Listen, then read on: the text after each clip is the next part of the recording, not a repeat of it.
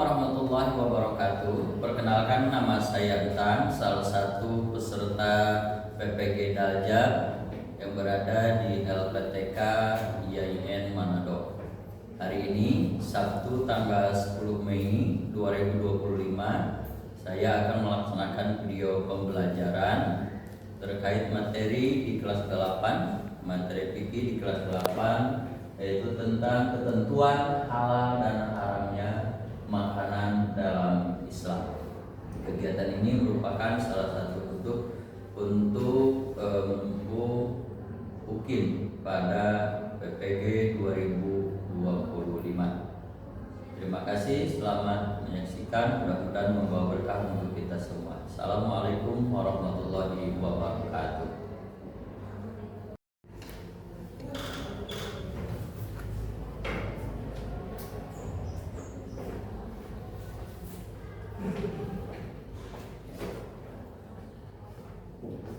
Assalamualaikum warahmatullahi wabarakatuh. Waalaikumsalam warahmatullahi wabarakatuh. Alhamdulillah, pada pertemuan kali ini kita bisa berjumpa lagi dalam pembelajaran fikih, ya. Bagaimana kabarnya hari ini anak-anak? Alhamdulillah baik. Sudah siap hari ini untuk belajar? Siap. Kegiatan pembelajaran kali ini membawa berkah dan ilmu yang manfaat untuk kita semuanya. Amin. Amin. Amin. Untuk pertemuan kali ini, materi fikih pada pertemuan kali ini yaitu tentang ketentuan halal dan haramnya makanan dalam Islam, ya.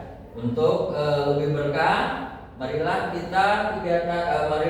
kegiatan belajar ini diawali dengan berdoa supaya kita diberikan kelancaran dan ilmu yang manfaat oleh Allah Subhanahu wa taala. Untuk doanya bisa dilihat ke depan dan kita baca bersama-sama. Bismillahirrahmanirrahim. Namanya diseriakan, ya. Rabbi zidni ilman warzuqni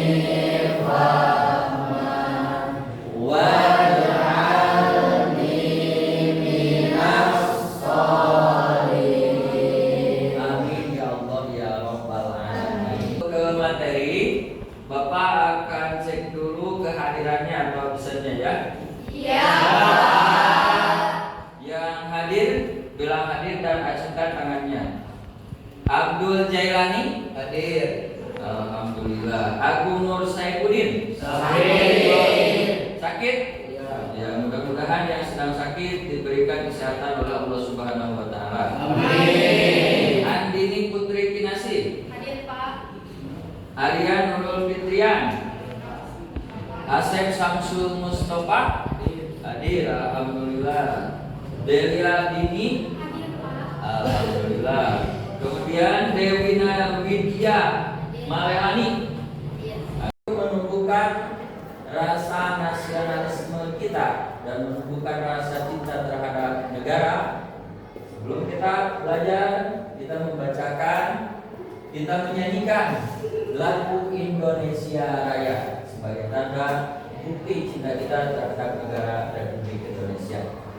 Siap? 1, 2, 3. Indonesia tanah airku, tanah tumpah darahku. Di sanalah aku berdiri, jadi pandu ibuku. Indonesia kebangsaanku, bangsa dan Anak-anak, supaya kegiatan belajar ini kita serius dan kompak semuanya, sebelum memulai materi, Bapak dan kalian semua mengadakan komitmen belajar dulu. Bagaimana, siap semuanya? Yang pertama apa? bersikap santun kepada semua orang. Ya, yang kedua mendengarkan guru ketika menerangkan. Jadi ketika Bapak sedang menerangkan, kalian tidak boleh ada yang ngobrol. Sekalipun nanti ada pertanyaan, bisa di sesi tanya jawab ya. Ya, kemudian yang ketiga apa? Selalu menjaga kebersihan kelas. Ya, itu untuk kebersihan dan kesehatan kita semua ya di dalam kelas. Yang keempat, Berperan aktif ketika pembelajaran. bagaimana dengan komitmen ini? Setuju semuanya? Setuju. Ya, kompak semuanya. Untuk tujuan pembelajaran pada pertemuan kali ini, yang pertama menjelaskan pengertian makanan halal dan haram berdasarkan Al-Quran dan Al-Hadis. Itu yang menjadi sumber dasar hukum ya di dalam agama Islam. Kemudian yang kedua, mengidentifikasi jenis-jenis makanan halal dan haram sesuai dengan ketentuan syariat Islam. Kemudian yang ketiga, menunjukkan dalil nakli atau yang bersumber dari Al-Quran atau hadis yang berkaitan dengan perintah mengkonsumsi makanan halal dan larangan terhadap makanan yang haram. Kemudian yang keempat, menjelaskan hikmah atau manfaat mengkonsumsi makanan halal dalam kehidupan sehari-hari untuk individu dan masyarakat. Kemudian yang kelima, menunjukkan sikap selektif dan berhati-hati. Anak-anak, sebelumnya Bapak mau tanya nih kepada kalian semua ya. Mudah-mudahan ini sudah paham dan sudah mengerti dan juga sudah mengetahui. Yang pertama, pertanyaannya sebagai pemantik. Yang pertama, pernahkah kalian memperhatikan label halal di kemasan makanan? Mengapa itu penting bagi umat Islam? Untuk meyakinkan kita. Ya, coba satu orang. Ya, ini.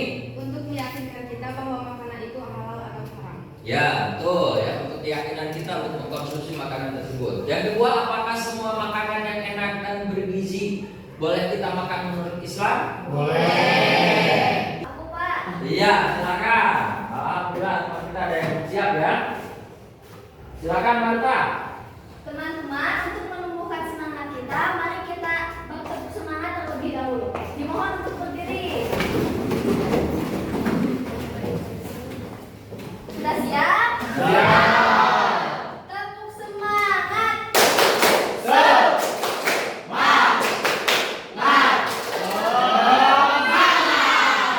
Sekali lagi ya. Lebih semangat ya. Ayo. Ya. Tepuk semangat. Tepuk semangat.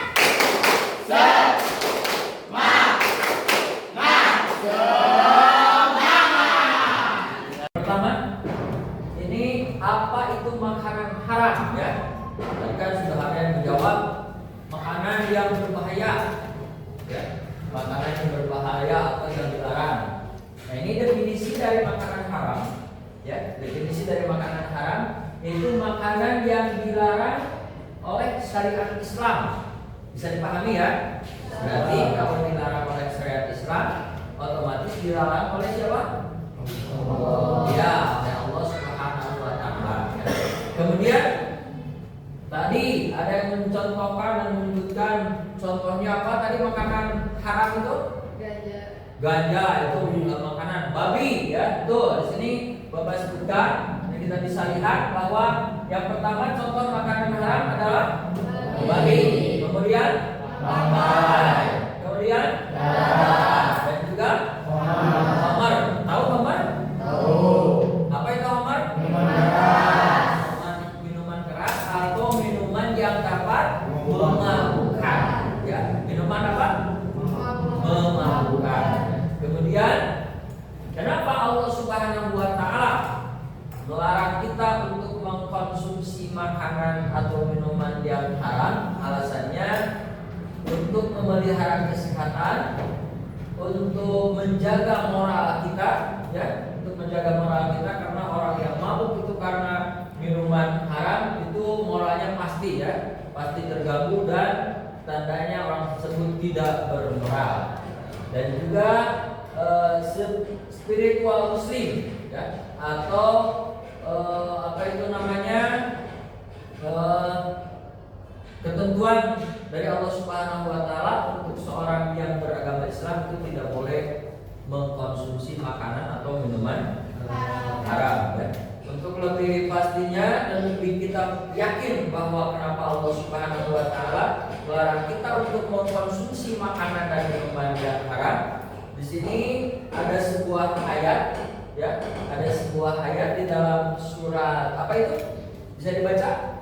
Surat Al-Baqarah. Ya, surat Al-Baqarah ayat 194. Ini yang menjadi dasar hukum. Kenapa atau apa saja makanan yang diharamkan atau minuman yang diharamkan oleh agama. Kemudian surat apa satu lagi? Al-Maidah ayat 8. Ya, surat Al-Maidah ayat 8. Kita baca bersama-sama ya, Bapak satu kali, kemudian bisa diikuti oleh kalian semuanya.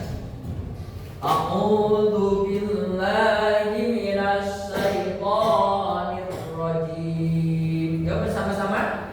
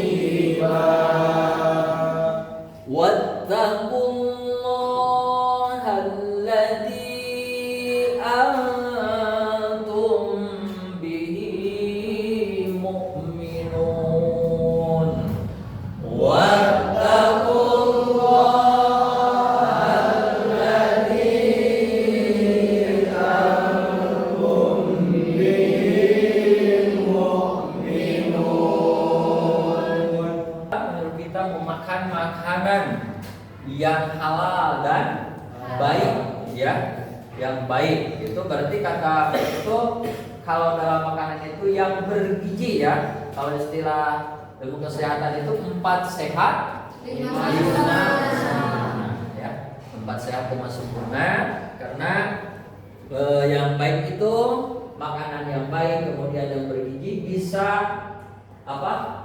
Menyehatkan badan, ya. Kalau makanan haram berarti Tidak menyehatkan. ya tidak menyehatkan, bahkan bisa berbahaya, ya, berbahaya seperti tadi yang mengkonsumsi homer atau makanan atau minuman yang memabukkan bisa menghilangkan apa? Akal, ya, bisa menghilangkan akal. Dan bertakwalah kepada Allah Subhanahu wa taala yang hanya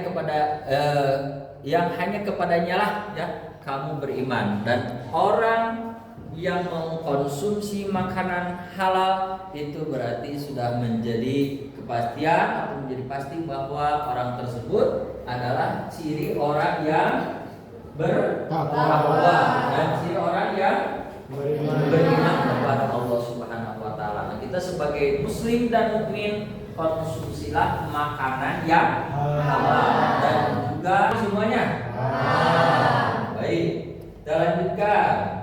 Kemudian di sini juga selain dalam Al-Quran, karena sumber hukum Islam itu selain Al-Quran ada juga hadis tentang makanan halal dan haram. Ini ada larangan makanan yang memabukkan atau minuman yang memabukkan. Hadis jelas melarang mengkonsumsi minuman keras dan zat atau zat yang bisa memabukkan. Ya, bisa dibacakan oleh satu orang ke depan. Coba itu, jawab, silakan ke depan. Hadis yang ulum muskirin. Silakan. Ulum muskirin hamdan wa kullu hamdin harwanan wa man syariba khamru fi dunya wa man hawalan qatu bin hawalan minha lam yashrabha fi akhirah. Ya.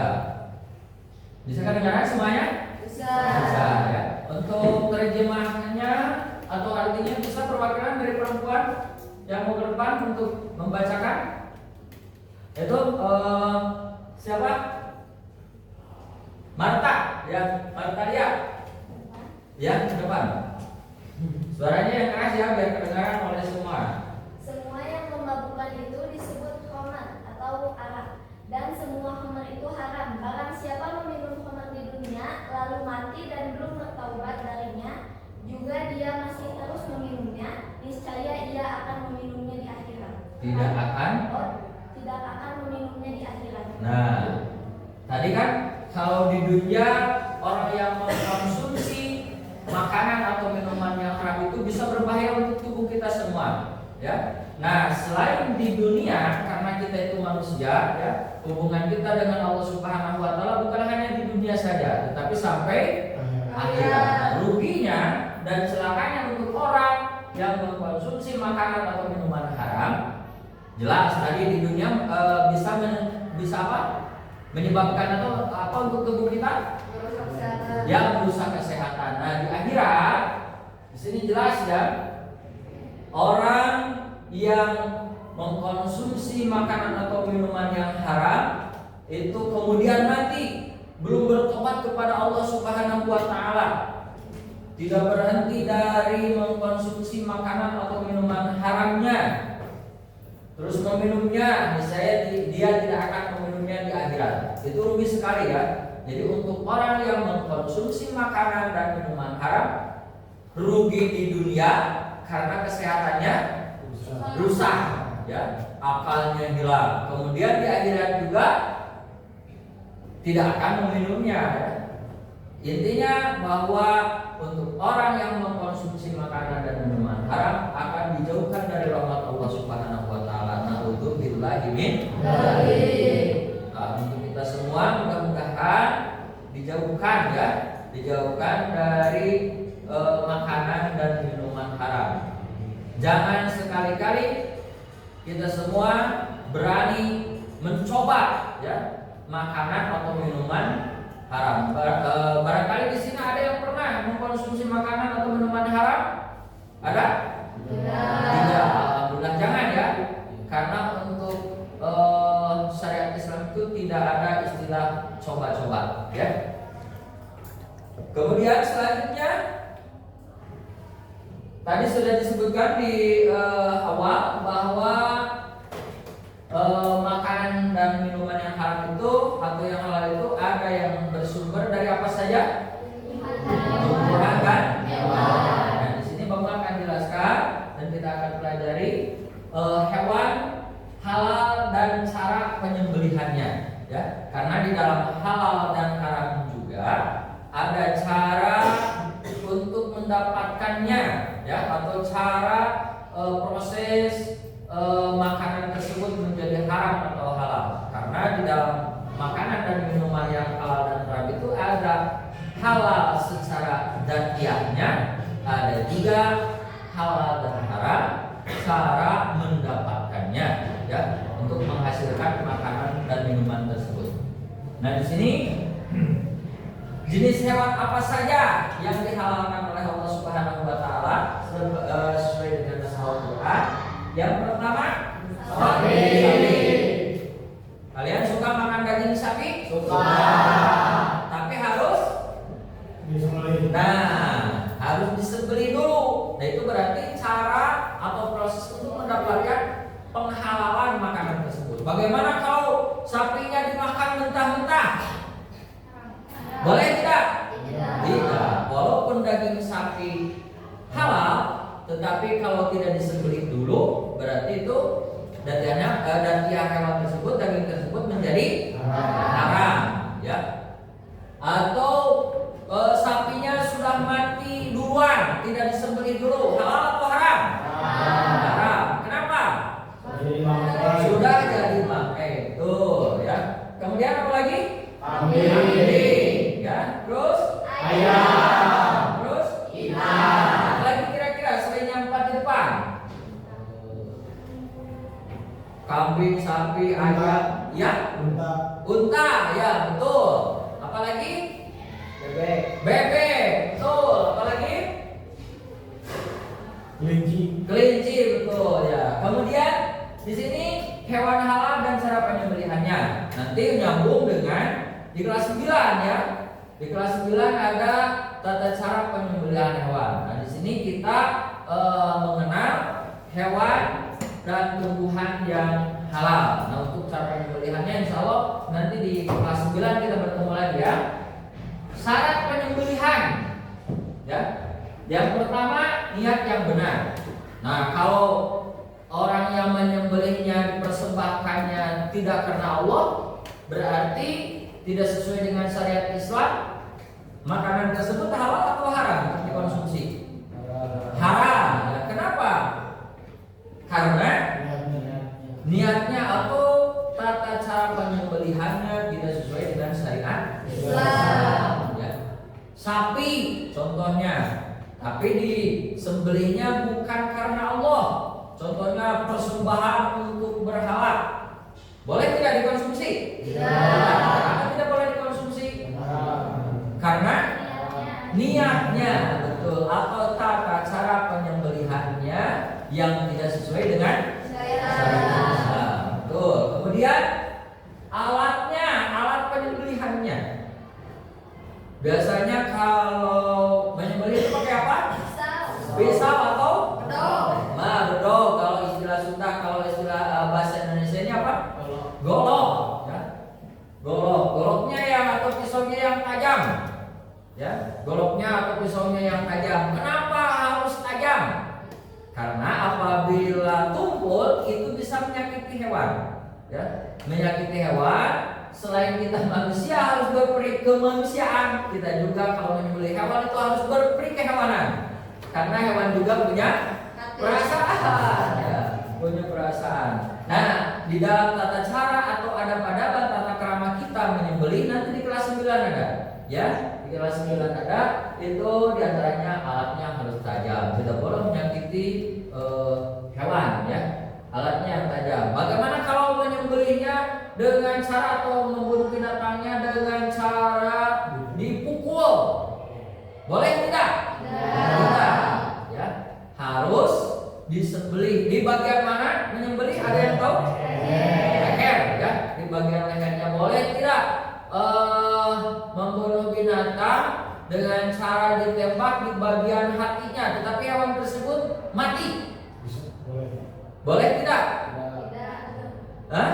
Tapi ini bukan memburu, menyembelih gitu. Boleh tidak? Tidak, karena penyembelihan itu harus di bagian leher, kecuali cara lain. Contohnya binatangnya yang tidak bisa dikuasai, kan? Binatang, contohnya kita berburu, berburu binatang yang halal itu bisa. Kemudian memutus saluran napas dan makanan. Nah, kenapa kita disyariatkan oleh Allah Subhanahu wa taala menyembelih bagian leher? Karena saluran napas dan makanan itu ada di bagian leher. Nah, kemudian ada wadajen. Wadajen itu 2 urat nadi hewan, ya. Kemudian hikmah. Hikmah itu efek positif atau manfaat untuk kita. Kenapa kita mengkonsumsi makanan yang halal? Kemudian kenapa dalam syarat penyembelihan itu harus benar sesuai dengan syariat Islam? Hikmahnya menghormati hewan dan menjaga kesucian makanan, ya. Berarti kalau binatang yang disembelih tidak sesuai dengan syariat Islam, berarti binatang itu termasuk binatang yang haram atau najis. Ya, seperti apa tadi? Berarti bangkai. Nah, status hewan yang tidak disembelih dengan tidak sesuai dengan syariat Islam itu berarti statusnya bangkai dan tidak boleh dikonsumsi, tidak boleh dimakan. Ada yang bertanya sampai di sana? Silakan. Jenis hewan yang halal sebelum dilanjutkan, ada yang bertanya? Ada tidak? Tidak. Berarti paham semuanya ya? Ya. Kemudian makanan halal tetapi diragukan, ya, atau disebut juga apa? Subhat, ya. Karena subhat itu tidak jelas halal atau haramnya.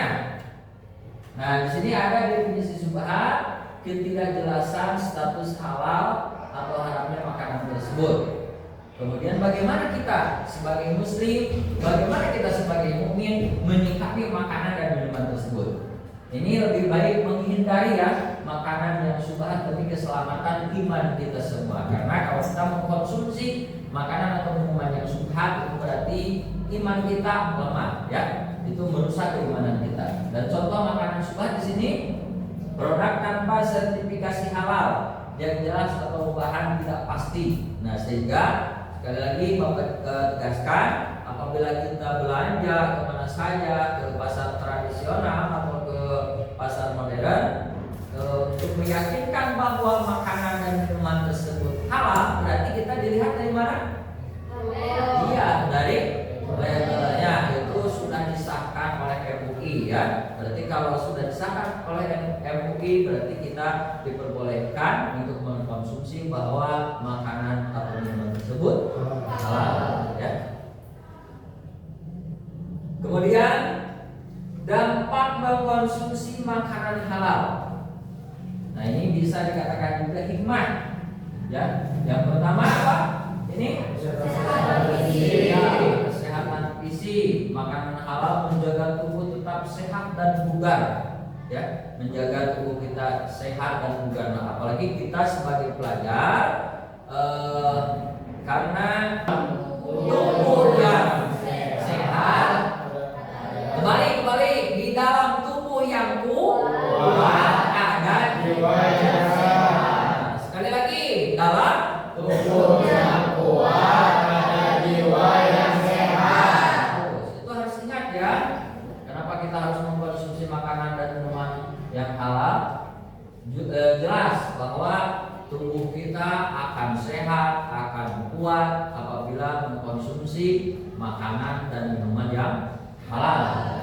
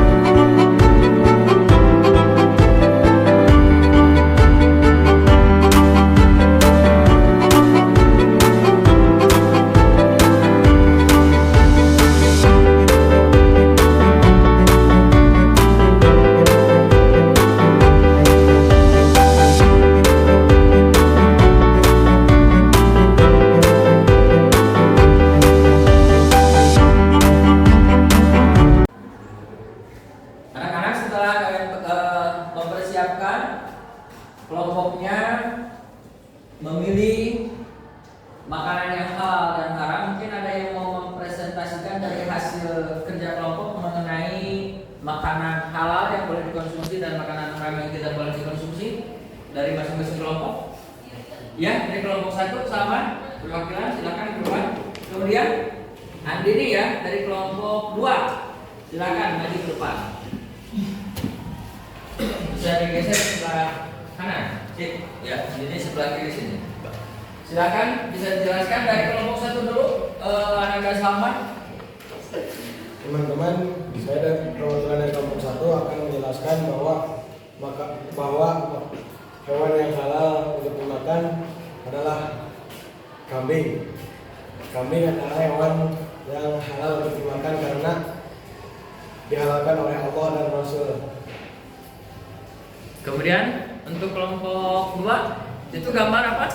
Mungkin bisa ditanyakan kepada temannya. Teman-teman tahu nggak ini hewan apa? Babi. Saya perwakilan dari kelompok 2 akan mempresentasikan hasil kerja kami. Di gambar ini tertulis bahwa hewan ini haram karena dilarang oleh agama dan Allah. Menurut teman-teman, hewan ini halal atau haram?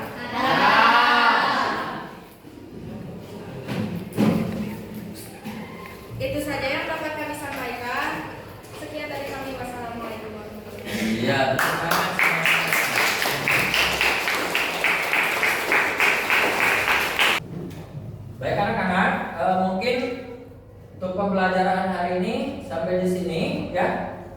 Bagaimana belajar hari ini? Kalian semua senang? Tentang makanan dan minuman yang halal? Senang semuanya? Iya. Bapak simpulkan ya tentang makanan dan minuman yang halal. Kenapa kita harus memilih makanan dan minuman yang halal menurut syariat Islam dan juga aturan yang berlaku di negara Republik Indonesia yang disahkan oleh MUI. Yang pertama, makanan halal itu penting, ya, bagian utama dari ajaran Islam untuk hidup sehat dan berkah dan menjadikan tubuh kita menjadi sehat. Kemudian yang kedua, pilih makanan tersebut dengan bijak. Utamakan makanan halal dan baik yang sesuai dari konsep Al-Quran. Baik anak-anak, mungkin itu yang bisa Bapak sampaikan untuk pertemuan kali ini tentang makanan yang halal dan minuman yang haram, juga minuman dan makanan yang halal dan juga haram menurut syariat agama Islam. Mudah-mudahan apa yang telah Bapak sampaikan bermanfaat untuk kita semua, menjadi ilmu yang manfaat. Amin ya Allah ya Rabbal Alamin. Untuk mengakhiri pertemuan kali ini, kita tutup dengan bersama-sama membacakan hamdalah. Alhamdulillahirrahmanirrahim. Terima kasih. Mudah-mudahan di pertemuan selanjutnya kita semua bisa bertemu lagi dan sehat semuanya ya. Amin.